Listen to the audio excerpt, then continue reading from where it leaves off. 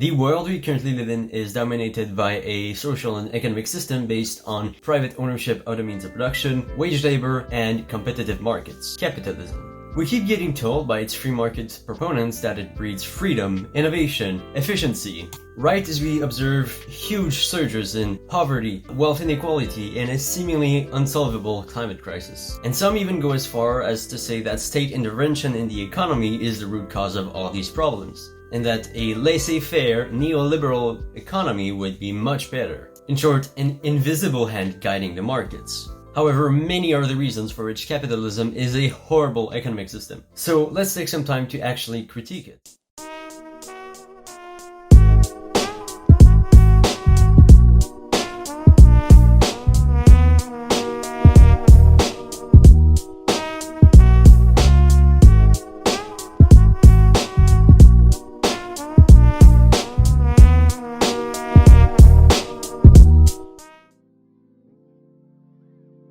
The first problem that arises with capitalism is the poor quality of products related to profit maximization. The main motive of all production is profit. A capitalist produces in order to sell products, making a profit and keeping the difference. Corporations seek to satisfy the demands of the market, all the while minimizing their expenses, neglecting many factors that could improve the quality and lifespan of their products. Take for example the case of planned obsolescence with Apple. A problem arises where they make their product too good, of too high quality for consumers to switch to a new one every year, so they rely on software that hogs older devices and build them with worse quality parts. The same thing happened to the light bulb industry with the Phoebus cartel in the 1900s. Firms were producing light bulbs of high quality that lasted way too long, meaning they had to reduce the lifespan of their products to maintain their rate of profit in competition. Producing extremely long-lasting light bulbs was completely possible, but multiple firms stepped in and formed a cartel to prevent that from being realized. It's pretty simple. If a firm started manufacturing high-quality light bulbs with Cassie eternal lifespans, such as Thomas Edison's eternal light bulb, the consumer base would completely or almost vanish after a few years, leaving no place for any other firm in the market. Actively trying to reduce expenditure and keeping an incoming flow of consumers does not lay the ground for satisfying said consumers with high-quality, lasting products, except for a few rare occurrences depending on the firm's business model. Then, even when product quality is not the cause of the issue, in the event of a firm gaining a monopoly, it's quite likely to bring down the quality of the products to the bare minimum necessary to still satisfy, used lightly, their consumers, whilst increasing the price of their products.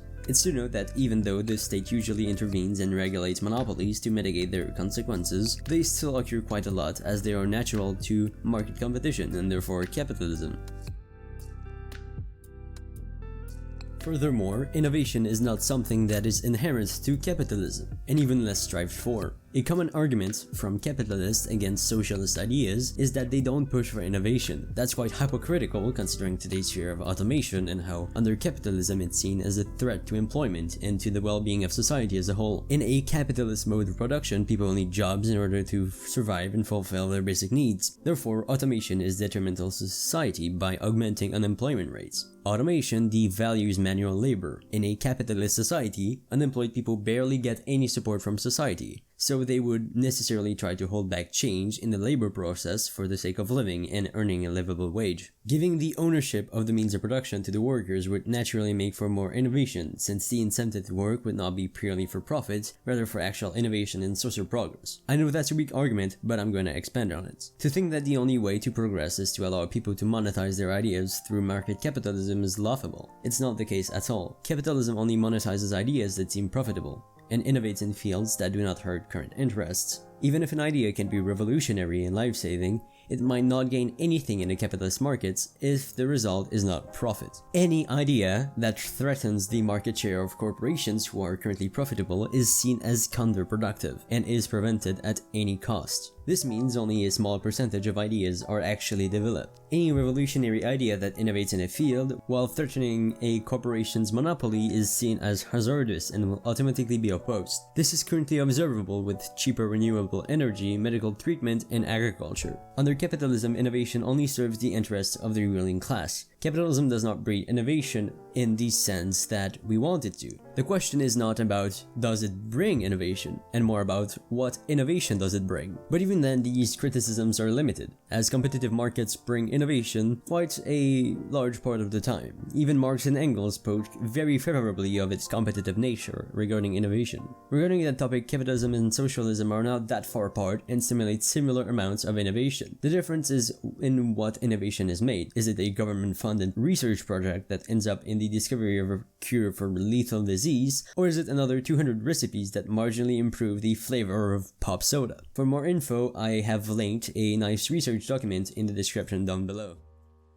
This section was partly inspired by videos by Second Thought and Hakim, so make sure to watch them for better comprehension. I definitely like their content, however I feel like their arguments are not detailed enough, weak, or not usually supported with a lot of evidence. But this is mainly due to the nature of their channels and the people they are trying to appeal to, needing to make short content that is also entertaining. Aside from that, watching them is probably still helpful, and the link will be in the description down below. First, the assertion that capitalism is efficient is fundamentally wrong. Let's look at why. First of all, efficiency is defined as an effective operation as measured by a comparison of production with cost. The capitalist definition is where the original claim completely falls apart. Any basic college economic course defines efficiency as maximizing the use of our productive resources to satisfy part of unlimited consumer demand with limited resources. The smallest possible expenditure for the resources that are used should be used to maximize production and satisfy the demands of consumers. However, there are a few problems with this. First and foremost, the fact that many of those demands are not actual needs, rather wants that the market manufactures for us. Take this example. You walk in a store to buy a phone, and on your way out you realize that this phone does not have a headphone jack. You, having wired headphones, either need to buy a dongle or wireless headphones. This demand for dongle is not actually real. It was created by a capitalist who, motivated by profit, impeded the quality of his product and offered a more expensive solution. The productive resources that have gone into producing such a dongle were wasted, and it is an evidence that this happens with a ton of other products under a market system. We cannot claim that an economic system is efficient when part of its productive resources that need to be used to fulfill the needs of the population are used to create problems and propose a fix to them, knowing well and clearly that this problem doesn't have to exist in the first place. Then, let's talk about what the three principal characteristics of capitalism are. First and foremost, there is a quite common misconception that capitalism is defined only by markets, that if a system has markets, it's automatically capitalism. That's not the case. It's rather defined by three core components. First, the frequent drive for short-term profits over long-term stability. More on that later. Second, the rigid, irreconcilable class antagonisms between the bourgeois and the working class. And third, a devotion to imperialism, perpetual expansion, and infinite consumption on finite resources. Capitalism relies on the exploitation of workers, both in its home country and abroad. And this working class is entirely at the mercy of its employers. In reality, these workers, which make up quite a large part of the population, about 60%, are often more excluded from the capitalist markets than serfs under feudalism, because the modern worker does not own any of the goods or services they produce. The proceeds of their own labor do not go towards them or the improvement of society, rather to a greedy capitalist that sits on a pile of money, not contributing anything to society beyond their philanthropy, which consists of tiny donations that are just used for tax deductions. Now, whilst this does not seem like a strong argument, it's important to remember that a lot of societal work is pointless. Workers work more than necessary for the capitalist to make a larger profit, and a ton of jobs are bullshit, not necessary to society. David Graeber's book, Bullshit Jobs, illustrates this point very clearly, arguing that over half of societal work today is pointless, and becomes psychologically destructive when paired with a work ethic that associates work with self-worth. Graeber describes 5 types of meaningless jobs, in which workers pretend their role is not as pointless or harmful as they know it to be. Flunkies, goons, duct tapers, box tickers, and taskmasters. He argues that the association of labor with virtuous suffering is recent in human history, and proposes universal basic income as a potential solution. He then goes on about how the arrival of automation and constant improvement of productivity should have people working no more than 15 hours per week, as infamous economist John Maynard Keynes predicted in 1930. Unsurprisingly, the amount of bullshit jobs and constant drive for profit make it quite frequent for people to work more than 40 hours a week. It's disheartening to see, and a new system needs to be implemented where 1. There is no market that creates artificial scarcity and demand for non-necessary products, or even essential products, that is. Resources are used efficiently, notably to fulfill the basic needs of the population. And 3. Bullshit jobs no longer have people working themselves out until they burn out. Now, let's get back to the workers not having access to productive resources. Why does this matter? Because if the workers are excluded from the market system, that means only a tiny minority of people, the bourgeois, has access to the market. But the sale of product on the market is only half the equation. The other half is production. Similar to this sale of products by the bourgeoisie, the production of those products is also controlled by a minority who decide what is produced, how it is produced, and who it's produced for, without any input from the workers. These people who do not perform any of the actual labor dictate the terms to those who do, and when the demanded products are finished, they make a profit selling them to consumers. They are more often than not only a board of directors and investors who lack knowledge about the field, only being there because of the financial gains they can pull from it. In this way, the capitalists have complete control of the market system, from production to sale. Okay, but that's still just the creation of sale of the actual products, right? Doesn't the free market and the invisible hand still determine the final price and dictate how and what companies produce? Doesn't the market do this more efficiently than a central state and a planned economy? Now behold, ladies and gentlemen, the misguided keyboard warriors, defenders of capitalism and their basic economics, arguing that the market is subject to the law of supply and demand. Companies have to produce what the market demands or they won't make a profit. However, this belief in a supposedly economic law is not that accurately reflected in reality. Like everything else under capitalism, supply and demand is manipulated by those with money and power. Let's look at one recent example where some of the biggest Amazon factories destroy millions of good products each year to artificially decrease supply and increase demand, keeping up their profit margin. That number amounts to more than 130,000 items per week, from laptops and smartphones to COVID masks, that are an essential tool to get through this pandemic. It makes Amazon more money to dump perfectly good items as opposed to selling it at a loss or donating it to charity. Too much product availability drives prices down, and it's more profitable to keep demand high by artificially limiting products availability. When there's no demand for a product on the market, companies destroy their stock to artificially decrease supply. They simply destroy excess stock and dump truckloads of non-biodegradable waste in landfills where it will remain forever, further polluting the planet for the sake of short-term profits. And this does not only apply to consumer goods. Let's look at the food industry. During the COVID pandemic, American dairy farmers dumped 3.7 million gallons of milk per day, and potato farmers destroyed 1.5 billion tons of their crop. Why? Because it would not be profitable to find ways to give it all away. To their credit, some potato farmers put out a call to have anyone come and take as many potatoes as they wanted, which is certainly better than nothing. But the fact is that we have exactly zero infrastructure in the US in place for the emergency distribution of food products, and it's a damning indictment of the soulless for-profit capitalist system. And farmers are not even close to worst offenders. It's not uncommon for a single Dunkin' Donuts store to throw away 60 or more donuts per night.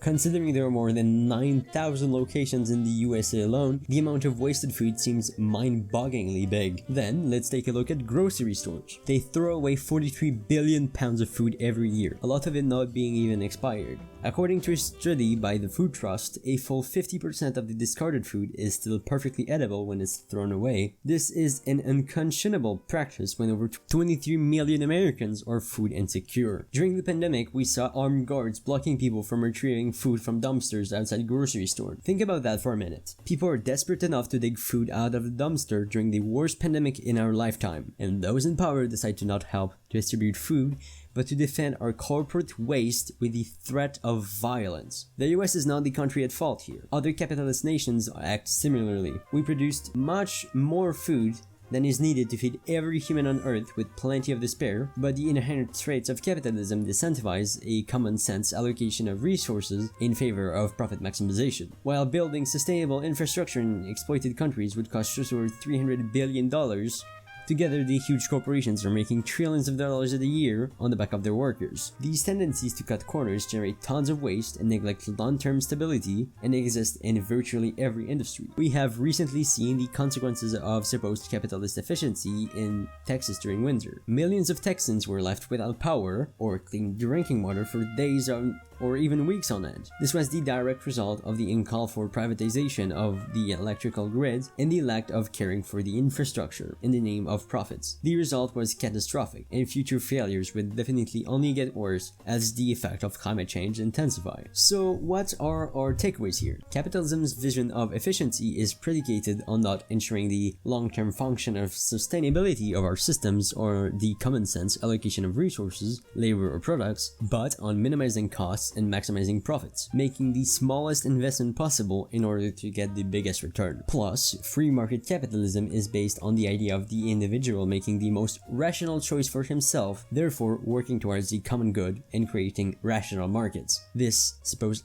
axiom is fundamentally wrong, since individuals are certainly not always rational and tend to make a lot of mistakes. We don't have the full picture, knowledge of market prices, and we cannot ensure that our exchange is the most rational choice possible. That, combined with the wrong idea that selfish actions work towards the common good, makes for a system that does not seem that rational after all. Instead, actual efficiency has to take into account the longevity of systems and the sustainability of practices and products. It's not efficient to overproduce and then dump millions of tons of unopened products into landfills. It's tremendously wasteful. It takes labor power, raw materials, and carbon emissions to produce those goods, which are then discarded and add to the ever-increasing impact on the environment. It's not efficient to let mountains of food rot in dumpsters when millions of Americans don't have enough to eat. Even if you take a capitalist approach, wouldn't it make more sense to ensure that your workers are properly nourished so that they can work at full performance? It will be more expensive to come up with emergency distribution methods during a crisis than to plan ahead and implement those systems slowly. Same thing with infrastructure. It's not efficient to build high-rises that will collapse into the sea in 10 years, or to neglect weatherizing electrical grids, roads, or bridges. Virtually nothing capitalism does is efficient in any real sense. It's wasteful, short-sighted, and inhumane. The capitalist notion of efficiency is a sham. It exists only as an excuse for the adherence to the profit motive. So no, capitalism is not the most efficient system. It does not deserve to be called efficient at all. People are slowly coming around to that fact. Let's hope it doesn't take any more recessions, statewide power outages, or breadlines to put the final nail in the coffin. I mentioned climate change a number of times in this video. It's a prime example of capitalism's short-sightedness and how we fail to take into account enormous consequences,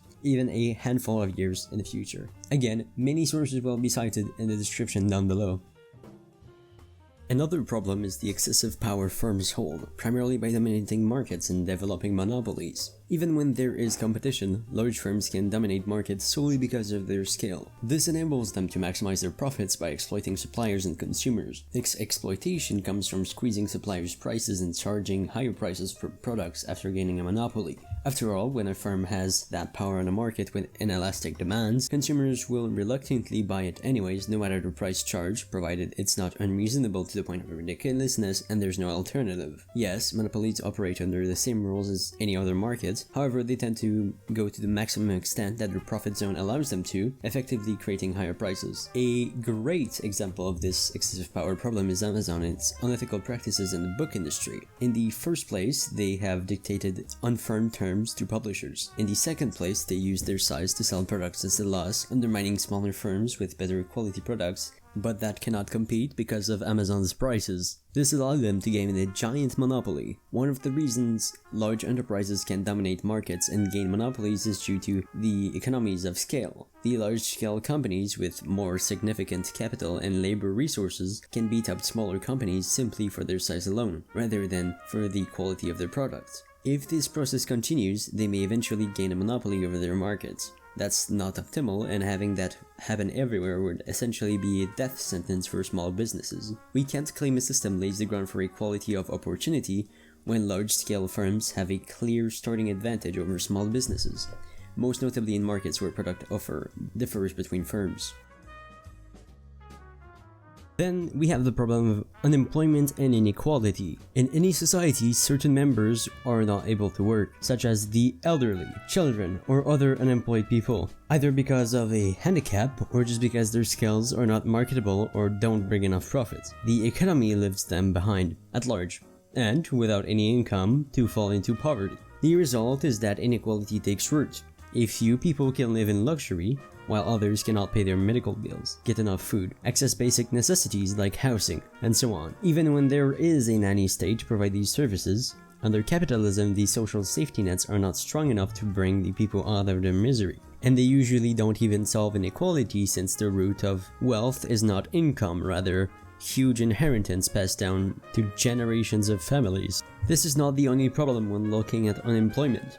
Capitalism, being based on markets, has a variable demand for labor. When that demand falls under a certain threshold, or companies won't offer acceptable salaries, there is bound to be unemployment and huge surges in income inequality. Capitalism has booms and bust cycles, where we see periods of huge growth followed by recessions and periods of misery. It dominates, expands production at a faster and faster pace for cheaper prices. When there is profit to be made, capitalists are there. This characterizes periods of boom. We see an immense production of commodities by far exceeding our needs. Demand stays stable, but supply increases exponentially. Factories close, unemployment rises, and we witness a recession. When these surplus goods are finally destroyed or sold, things get back to normal. This is a perpetual cycle that is not very efficient. These crises can happen anywhere from every 4 to 15 years, but they're getting more and more frequent as time passes.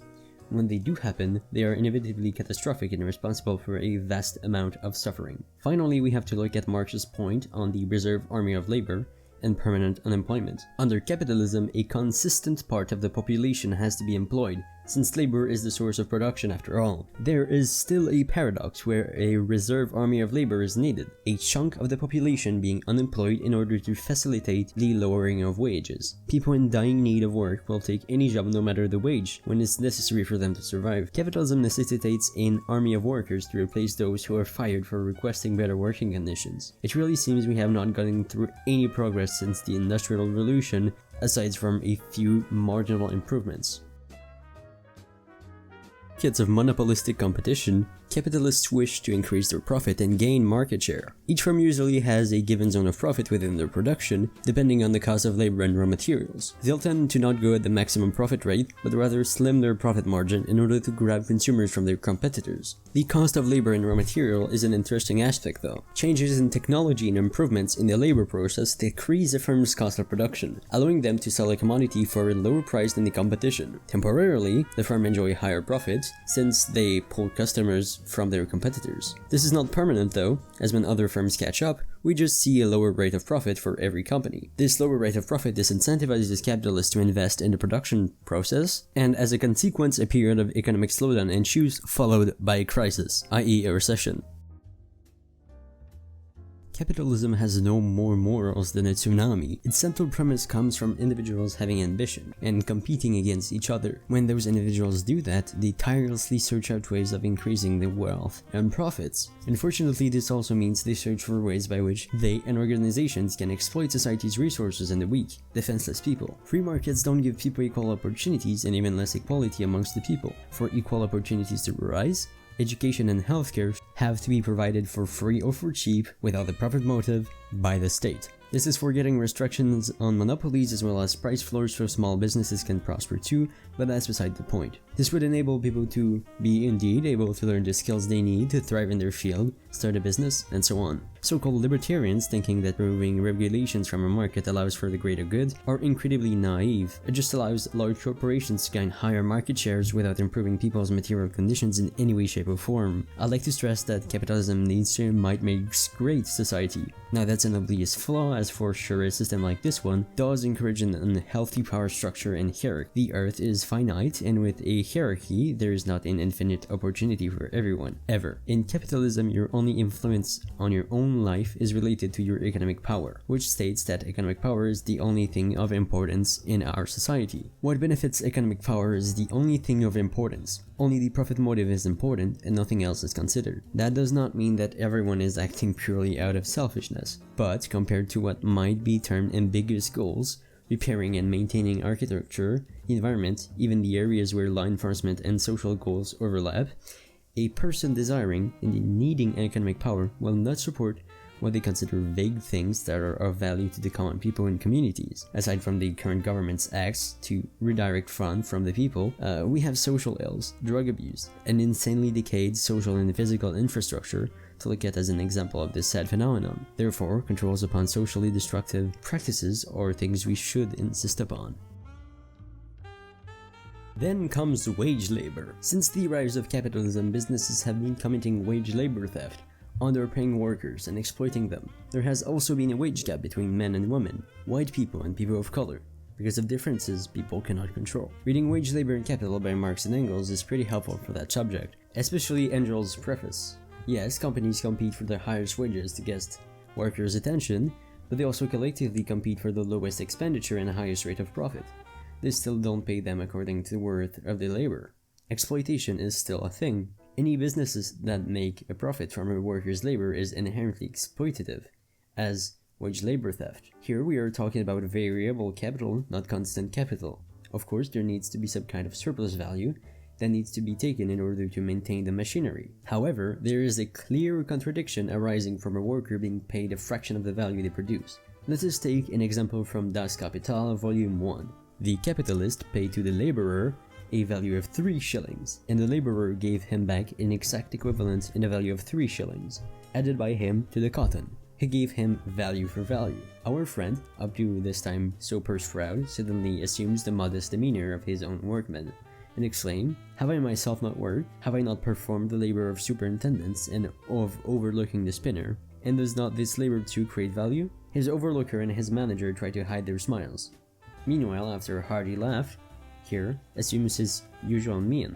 Though he chanted to us the whole creed of the economist, in reality, he says he would not give a brass farthing for it. He leaves this and all such like subterfuges and juggling tricks to the professors of political economy who are paid for it. He himself is a practical man, and though he does not always consider what he says outside his business, yet in his business he knows what he is about. The capitalist needs to turn a profit. Yes, however, the worker is not rewarded with the value they create. This contradiction is so apparent, yet is treated as just another normal condition for the worker. Now let's take a look at the argument that a worker legally agrees to work for the company, hence they agree to be exploited, and coercion can't exist unless there is a physical force. Now this argument completely ignores previous points made and shows a very surface level understanding of how capitalism works. Workers do not consent to be exploited and have surplus value extrapolated from their labor. Under capitalism, labor power is viewed as a commodity, which can be bought or sold like anything else. ANCAPs argue that workers can sell that labor power without being subject to force or coercion through a contractual agreement. However, most of the time it's simply not the case. Even when a worker consents to exchange through a contract, there can still be many ways to exploit them, notably by the buyer reselling the commodity they produced. The agents are not receiving according to their work or needs. Let's now address how workers do not consent to be exploited. In capitalist theory, the property is a sacred extension of yourself, to be used only according to your personal preference. It pushes this idea of natural law, that man is entitled to life, liberty, and estate. From this, we can assume that no one can take another person's life, freedom, or property, and that property can only be exchanged if bought or sold consensually. First of all, it doesn't matter if this exploitation is consensual, it remains exploitation. The effort the worker puts in is greater than the reward they get from their labor. There are many ways in which capitalism is inherently coercive and uses coercive means to get workers to consent to that exploitation. Let's suppose you're a low-income single mother with a child who gets kidnapped. She does not have the power to do anything, therefore she must submit to the will of the kidnapper. Or even more realistically, a bankrupt worker has to work in exploitative jobs to subsist to his basic needs. Is this contract illegitimate because he doesn't like it? Or somewhat because he is coerced into consenting to this exploitation? The worker consents to this exploitation, but is at the same time coerced into doing so. Just because the coercion is not physical doesn't make it any less immoral. For your consent to have a meaning, you must be able to retract it. Agreeing to this contract also means being able to say no later on. But in a capitalist system, to retract your consent, you need to have private property to sustain yourself. Otherwise, you won't be able to subsist to your basic needs. If you don't retract your consent, it just means the force of circumstance coerces you to agree with this contract. Capitalism's premise is this exploitative reality. Capitalist's very existence depends on the fact that most workers can't say no to a job in fear of not having the ability to feed themselves. And people can't just change jobs because that takes time, effort, and usually a whole month of unemployment, which is not sustainable for anybody. It is essential to recognize that simply because one case of a worker being satisfied with a contract that pays them a ton of money and fulfills them, therefore consenting to exploitation, does not mean the same thing happens for other cases along the majority of the population. In capitalism, most relations are exploitative and unjust. It's also clear that laissez-faire capitalism creates massive amounts of inequality. For example, Hong Kong adopted the most laissez-faire economic policies and at the same time has one of the most significant income inequality. This agreement to exploitation is pretty much just semantics and finding ways to justify ways in which corporations manufacture consent. Arguing that capitalism is not coercive because you consent to be exploited is missing the point entirely and shows a surface-level misunderstanding of political economy. We can't just get along with semi-consensual working contracts. That's simply not how humans behave. Let us now look at monopolies. Natural monopolies occur even if there is no government, and once those monopolies arise, there is no more extended competition and the advantages of a free market evaporate. Private property is tyrannically oppressive to liberty. The limiting of the world to first come, first serve opportunists effectively eliminates freedom and opportunity for everyone who shows up late. Multi-generationally, this breeds capricious inequity, especially if children can inherit what they haven't earned. The same is true of wealth accumulation and its power relationship. Private ownership and its inevitable concentrations of capital ultimately consolidates power and freedom around a few. Decentralization of capital is one of the main characteristics of capitalism. Lenin talked about that in his book Imperialism, the Highest Stage of Capitalism. It's not only natural to the system, but necessary to its development. With monopolistic competition, inevitably comes the formation of monopolies and oligopolies. Throughout the years, we have seen a shift in competition. Where there used to be many firms offering services and having a similar market share, we now see immense multinationals owning practically entire markets, having eliminated the competition. We now see the supposed benefits of capitalism literally eroding, being the possibility of starting a business, having variety in product choices, and the list goes on. A great example of this happening is the 6 companies owning 90% of the media in the US, offering the same pro-status quo takes. Finally, many libertarians argue that the system we have is not capitalism, rather some sort of crony capitalist system. Leftists have warned about this kind of system for over 100 years, but it was promptly laughed off as the market could never collaborate against the workers' will and well-being. That is being disproven by the day, with corporations legally bribing state representatives hidden under the name of lobbying. Marx, Engels, and Lenin foresaw and dreaded the collaboration between the bourgeois and the state. Now we are dealing with the consequences as capitalists defend their system by pretending as the market itself did not create it. The nature of capitalism in the bourgeoisie state creates conditions that all of us hate, but only one group seeks to address the actual problem. The elimination of class distinctions and the repressive yet class collaborative nature of the state is the only solution to prevent the crony capitalist system we have. No free market could ever hope of doing something like. In addition, acknowledging that the system is crony as a capitalist is the same thing as conceding to the Marxist theory of the state. Cronyism is inevitable. It's inherent to the nature of capitalism, and a state must come into play to regulate this economy. Without state intervention in the economy, capitalism would collapse and life would be much less enjoyable. The role of the state is not only to alleviate parts of class antagonisms through social programs, but also to make sure the system does not collapse and that competition is present, along with safe working conditions. The 2008 recession is a great example as to why state intervention is absolutely necessary for the sustenance of such a system. Even though free markets are theoretically optimal with supply and demand, guided by an invisible hand to allocate goods efficiently, they are in reality subject to manipulation, artificial inflation of supply or demand, depending on the need for short-term profits, misinformation, asymmetries of power and knowledge, and foster extreme wealth inequality. Regulation by the state is aimed at balancing the virtues of free markets against their pitfalls. As economic historian Carl Polanyi pointed out in his well-known book The Great Transformation, neoliberalism creates huge social divides that are not sustainable in the long run. Why root for such a system when literally anything else could be better? Arguing that state intervention in the economy is the reason for these pitfalls is simply extremely naive, as it is the only thing refraining market forces from destroying local economies and fostering even worse inequalities. For example, in the case of housing, there is absolutely a necessary state intervention for the well-being of the population. People need housing, and the equilibrium price can be set extremely high. Canada has understood that and set a price ceiling in a housing rent. This artificially decreases supply, effectively creating a disequilibrium which they can fix by either building housing themselves or offering subventions or tax breaks to landlords for offering low-cost housing. A similar thing goes for price floors, like in the case of Quebec's dairy market. We have quite a small dairy market compared to the US, For a comparison, our market is smaller than just their loss. Now the US wants to sell us their surplus milk. Obviously this would put thousands of jobs at risk throughout the province, as smaller producers will not be able to compete with huge American multinationals.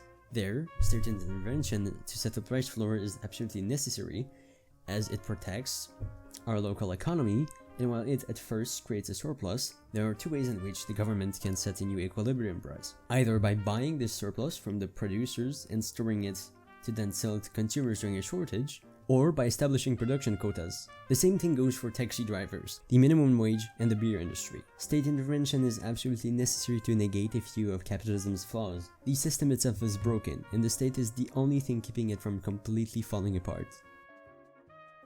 If you've made this far, you might realize that this video does not exactly follow the essay, nor the chapters I had outlined. This is because a few of the chapters need their own videos. For example, the environmental critique will be its own video. The anarcho-capitalism section will also be its own video, along with the alternative, and the mental health and capitalist realism are already a video that I have made. So, thank you all for watching and have an amazing day.